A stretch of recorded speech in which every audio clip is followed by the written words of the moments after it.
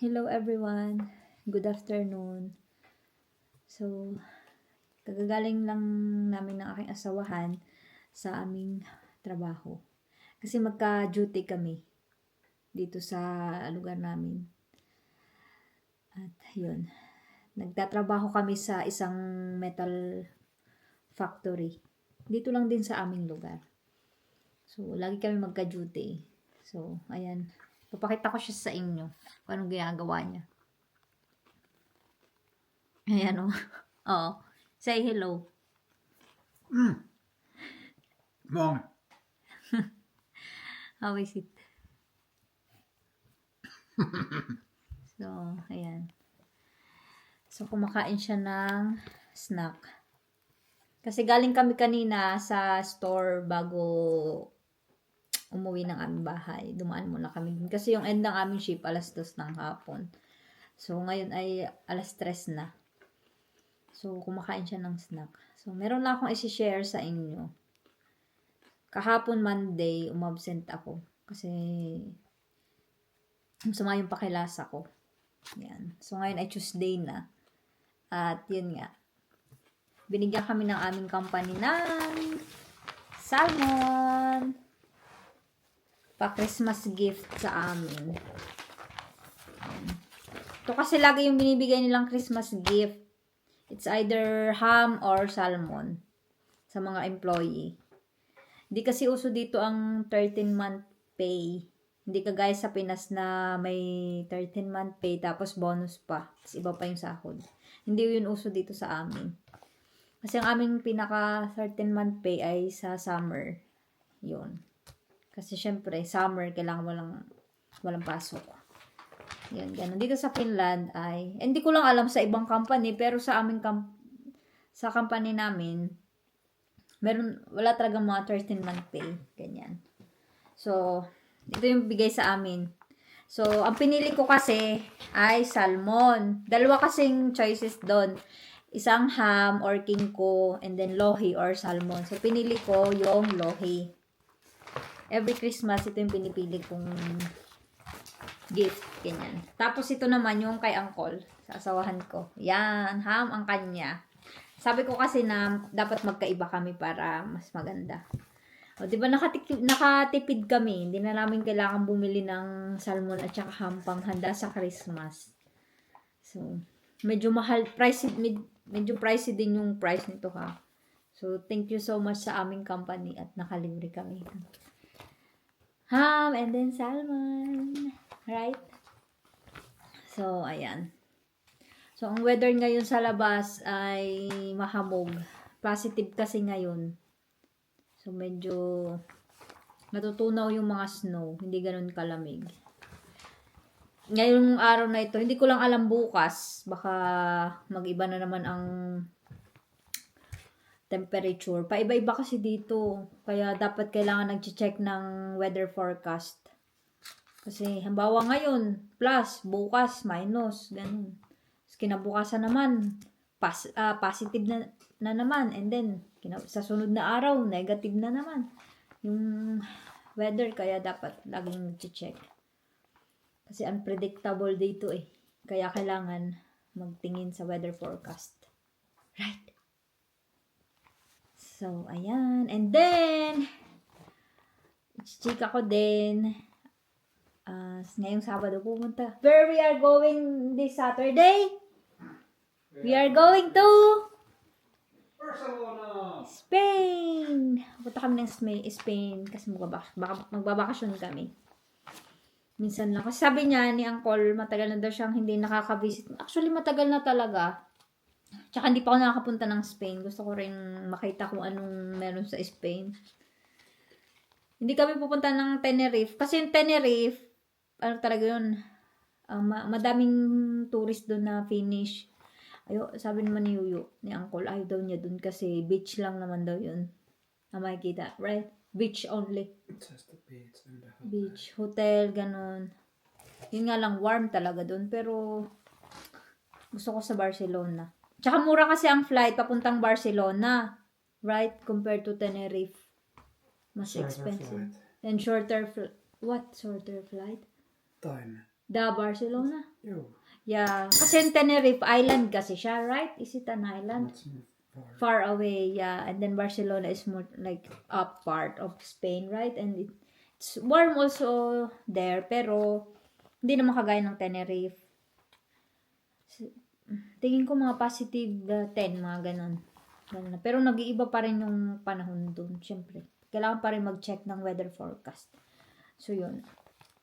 Doon kami, actually hindi naman, kasi dito, parang 3 days kami doon. Tapos pabalik kami ng siguro na December 24 dito sa Finland.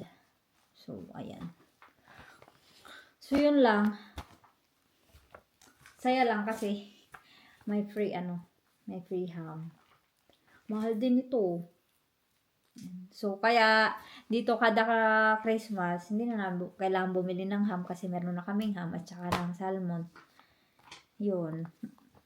Yun nga lang, medyo salty. Kung ayaw naman ng salty, ibabad na lang sa tubig para mawala yung maalat. Ganun kasi yung ginagawa ko. Alam mo kasi salty talaga to eh. So, ang ginagawa ko, hinihiwa ko siya, binababad ko sa tubig para mawala yung sobrang alat. Yan.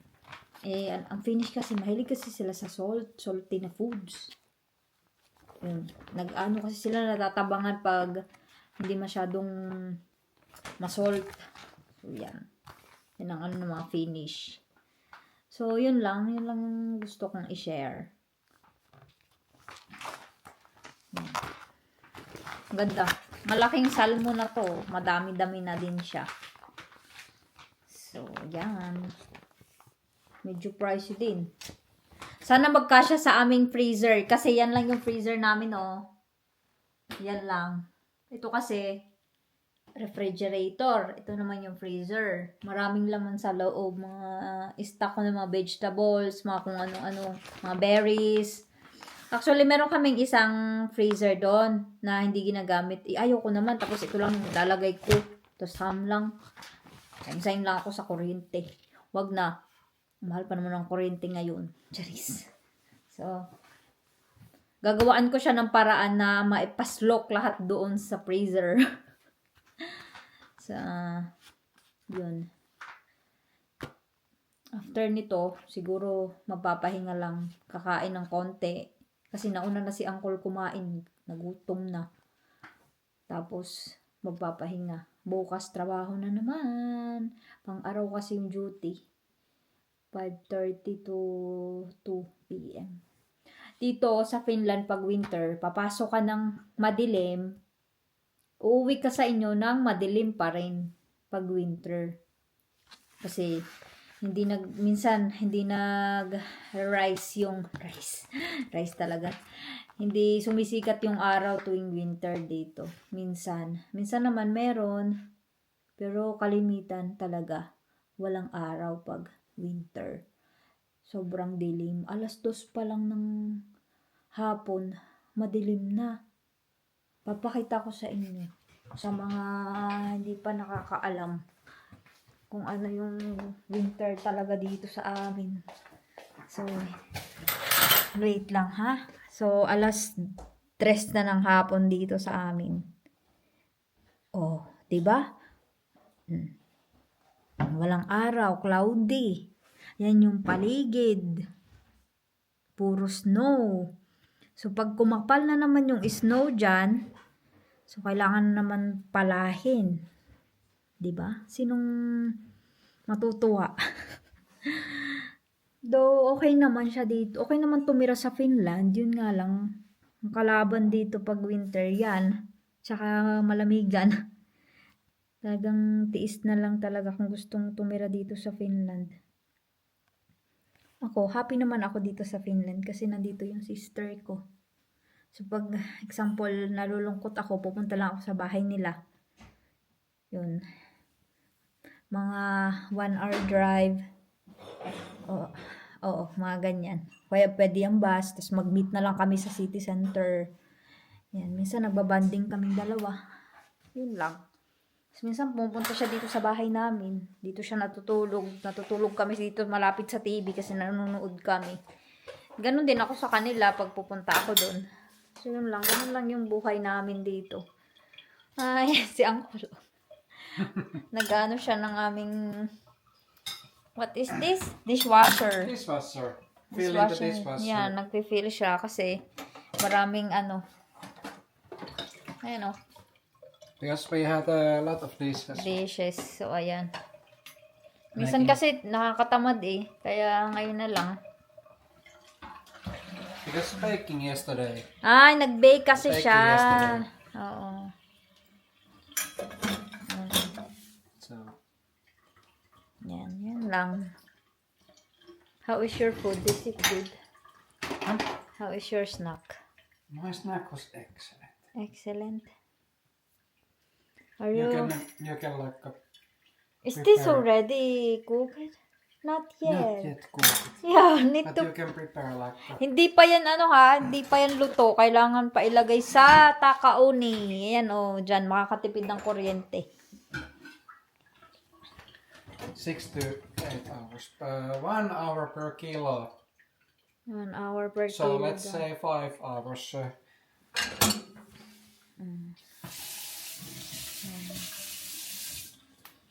Are you off? Yeah, you can turn on that. There, and the other side. There. Nice, right? Nice, right? Nag-bake kasi siya. Bake So, it ayan, more. papakita ko sa inyo. Ganun. Diyan niya nilagay. Dito niya nilagay yung tablet. Tapos, i-close lang. High-tech kasi dito sa Europe. Yan lang. Tapos, pwede ka na manood. Right? Ganun lang. High-tech dito. Tapos, manood na lang. Kambawa, manonood ng TV. Waiting na lang kung kailan ma-turn off. Pag ma-off na. Can I turn off? Can I close this one? You can close. Yeah. Ay, ganun lang ang buhay ng mga workers. Okay. Pahinga lang. And then, trabaho ulit. Na. The workers. The life of the workers. Right? Ganun lang ang buhay. So, yan. Yun lang. Na-share ko lang naman yung ganap ngayon. Nakakuha kami ng libreng Christmas food. Pero hindi pa yan yung ano, handa Handa, hindi pa yan. Meron pang mga... Iba kasi yung Christmas food dito sa Finland. Gulit-gulit na yung buhok ko. Ay, nag-dry-dry na siya. So, ayan. Pagoda si auntie nyo. So, yun lang. Thank you for watching. And, advance Merry Christmas and Happy New Year sa lahat. Bye, everyone. See you on my next vlog. Thank you so much. This seems to be good presents from the company. Let's cook and eat Christmas food.